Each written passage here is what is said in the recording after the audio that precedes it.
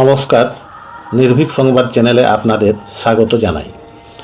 উত্তর দিনাজপুরের চোপড়ায় নারীর উপর বীভৎস অত্যাচারের বিরুদ্ধে প্রগতিশীল নেত্রী বলে যারা দাবি করেন তাদের প্রতিবাদ নেই কেন? বুধবার রাজ্যসভায় জবাবি ভাষণে এই প্রশ্ন তুলে দিলেন প্রধানমন্ত্রী নরেন্দ্র মোদী। মোদী বলেন, পশ্চিমবঙ্গের চোপড়ায় এক মহিলাকে প্রকাশ্যে অত্যাচারের ভিডিও দেখে আটকে উঠেছি, কিন্তু এই বীভৎস নিন্দনীয় ঘটনা নিয়ে কোনো বিরোধী সাংসদ একটা কথাও বলেননি। এটা অত্যন্ত নিন্দাজনক। প্রধানমন্ত্রী বলেন, সন্দেশখালির ঘটনা সবাই জানে, তারপর চোপড়ার ঘটনাতেও বিরোধী সাংসদদের মনে মহিলাদের যন্ত্রণার ঘটনা এতটুকুও দাগ কাটতে পারল না। পশ্চিমবঙ্গ সরকারের সঙ্গে গাঁটছড়া বেঁধে তালে তাল মিলিয়ে চলা তথাকথিত প্রগতিশীল নেত্রীরাও মুখে কুলু পেটে বসে রয়েছেন।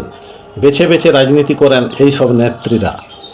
সোশ্যাল মিডিয়ায় ছড়িয়ে পড়া একটি ভিডিওতে দেখা যাচ্ছে, চোপড়ার লক্ষ্মীপুর গ্রামে একটি সালিসি সভায় এক ব্যক্তি এক মহিলাকে লাঠি দিয়ে বেধড়ক পেটাচ্ছে। মহিলাকে নৃশংসভাবে পেটানো ব্যক্তিটির নাম তাজিমুল ইসলাম। এলাকার মানুষ তাকে জেসিবি নামে জানে। এই ঘটনায় প্রশাসন কড়া পদক্ষেপ নিয়ে যদিও তাজিমুলকে গ্রেপ্তার করেছে। শোকজ করা হয়েছে চোপড়া থানার আইসিকে। পুরো ঘটনার তদন্তও শুরু হয়েছে।